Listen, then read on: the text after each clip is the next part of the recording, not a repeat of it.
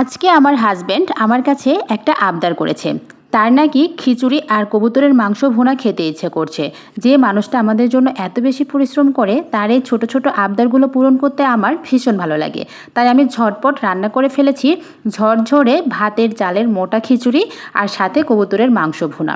আমি সময় স্বল্পতার কারণে খিচুড়ির ভিডিওটি করতে ভুলে গিয়েছি। আপনাদের সাথে কবুতরের মাংসের ভুনা রেসিপিটি শেয়ার করছি।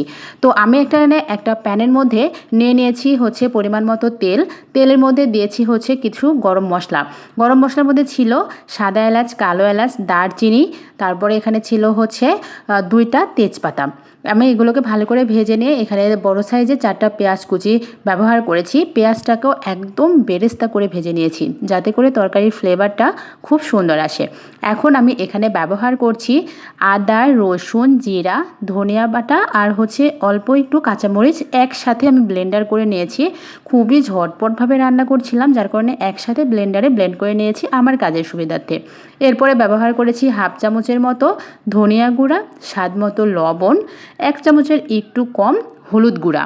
এরপরে আমি দিয়ে দিয়েছি হচ্ছে হাফ চামচের মতো গরম মশলা গুঁড়া, 1.5 চামচ কাশ্মীরি মরিচের গুঁড়া। কাশ্মীরি মরিচের গুঁড়া দিয়ে মাংস রান্না করলে এত সুন্দর একটা কালার আসে, খুবই ভালো লাগে। তো আমি হচ্ছে এখন মশলাটাকে একটু সময় নিয়ে ভালো করে কষিয়ে নিচ্ছি। মশলাটা এভাবে কষিয়ে নিলে কিন্তু মশলা থেকে যে একটা এক্সট্রা গন্ধ থাকে, এটা একদম চলে যায়। এরপরে কেটে পরিষ্কার করে রাখা কবুতরের মাংসগুলো দিয়ে দিয়েছি। আমি এখানে 2টা কবুতর নিয়েছি আর সেই মাপ অনুযায়ী আপনাদের সাথে মশলাগুলো শেয়ার করলাম। এখন হচ্ছে মশলার সাথে কবুতরের মাংসটাকে একটু সময় নিয়ে 4 থেকে 5 মিনিটের মতো একটু ভেজে নিচ্ছি। এভাবে ভেজে নিলে মাংসের একটা এক্সট্রা গন্ধ থাকে, এই গন্ধটা একদমই লাগবে না। আমার কাছে মনে হয় যে মুরগির মাংস রান্না করার থেকেও কবুতরের মাংসটা একটু সময় নিয়ে রান্না করলে বেশি ভালো লাগে। কবুতরের মাংসটা কিন্তু ভিতরে বেশ হার্ড থাকে, তাই একটু সময় নিয়ে ভালো করে কষিয়ে রান্না করতে হয়। তো আমি হচ্ছে এখানে কষানোর জন্য পানি দিয়ে ভালো করে ঢাকনা দিয়ে ঢেকে দিচ্ছি।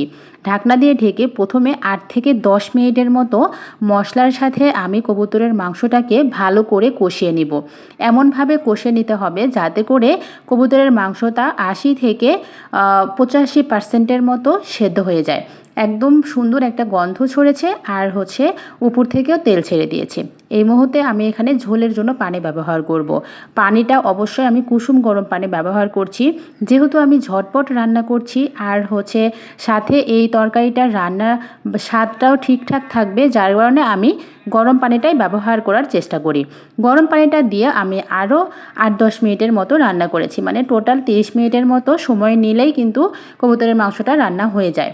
লাস্টে আমি দিয়ে দিচ্ছি হচ্ছে হাফ চামচের একটু বেশি জিরা গুঁড়া। আর হচ্ছে তরকারিটা একদম বন্ধ করার 3-4 মিনিট আগে আমি এখানে দিয়ে দিব আস্ত কয়েকটা কাঁচামরিচ ফালি। কাঁচামরিচটা দিয়েই কিন্তু আমি চুলাটা বন্ধ করে দিব। চুলাটা বন্ধ করে দিয়ে ঢাকনা দিয়ে ঢেকে আরও 5-6 মিনিটের মতো দমে রেখে দিব।